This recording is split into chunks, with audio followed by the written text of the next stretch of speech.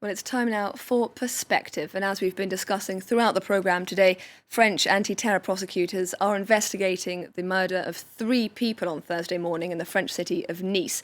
The presumed attacker reportedly shouting "God is great" in Arabic repeatedly as he was arrested. Now, that latest attack comes almost 2 weeks after the murder of French schoolteacher Samuel Paty by a radicalised 18-year-old Chechen refugee. Well, my guest today is Peter R. Neumann, Director of the International Centre for the Study of Radicalisation at King's College London. Thank you very much indeed for being with us today on France 24.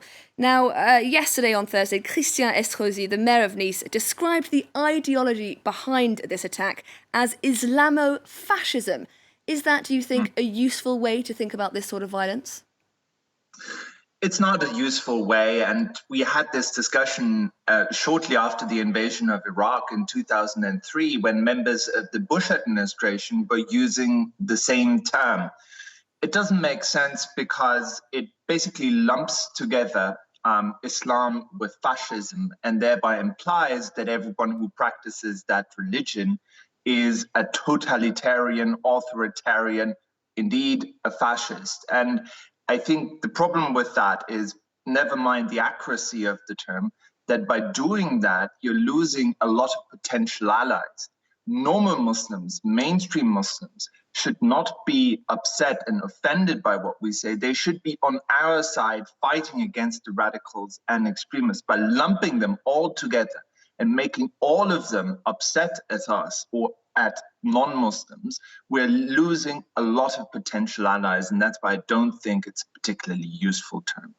Now, the attacker in this particular attack used a knife, the sort of thing that's hard to intercept because, of course, it takes very little effort to plan a single person using a knife in an attack, as we saw yesterday. The term lone wolf attacker is often used for these sorts of attacks. But is anyone who's been radicalised in this way ever really acting alone? Well, first of all, everyone is exposed to ideas. These people are carrying out ideas that they have got somewhere. So in that sense, everything happens within the framework that is created by other people. But even if you leave that aside, quite often the term lone wolf is inappropriate because in many cases it turns out that these people were not lonely at all, that they were in fact connected to other people. In the case of Samuel Paty, we found out that he paid other people, that he had other people drive him to the crime scene, that he had other people supply him with guns, etc., etc. So what looked like a lone attacker, once you investigate further, turns out to be not so lonely at all. And that's why I'm not happy with the term lone wolf. It also glorifies these people a little bit too much, in my opinion. They are lone attackers. They are acting on their own. But that doesn't necessarily reveal anything about their networks, their connections. Often there's more the more you investigate. Now, of course, Nice is no stranger to Islamist violence. Of course, back in 2016, that appalling attack in which 86 people died when a lorry ploughed into people celebrating Bastille Day on the Promenade des Anglais. Do you see any important similarities or differences between these two attacks? Not necessarily. I think in both cases we had quite fundamentally different modes of attack. They happened 4 years apart.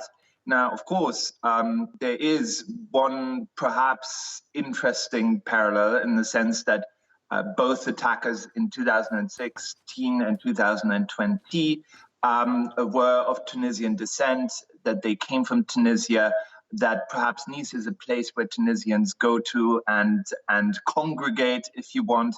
And perhaps that is of significance. We will have to find out the more we find out about the suspect in that particular case. But other than that, and other than the fact that obviously they were inspired by the same ideology, I don't think that there was any connection or direct connection between these two individuals. It would surprise me very much. Now, we do know that the person who carried out Thursday's attack arrived in Italy on the island of Lampedusa last month. Is there any evidence to suggest that terrorists are increasingly using illegal migration routes to arrive in Europe to carry out attacks? Well, so this is a topic that's been hotly debated amongst experts, obviously. There's very little evidence that groups like ISIS, for example, have deliberately smuggled terrorists into Europe.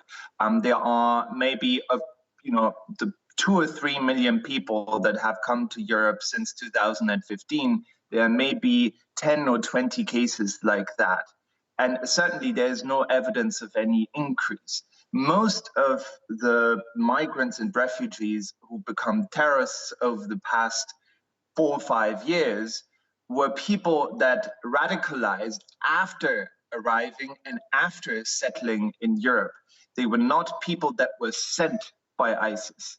Now, in this particular case, if the implication is that that is someone who was sent by ISIS, we will have to find out. We do not know that yet. But if he was, then it would be highly unusual, and it would also be something that remains quite rare.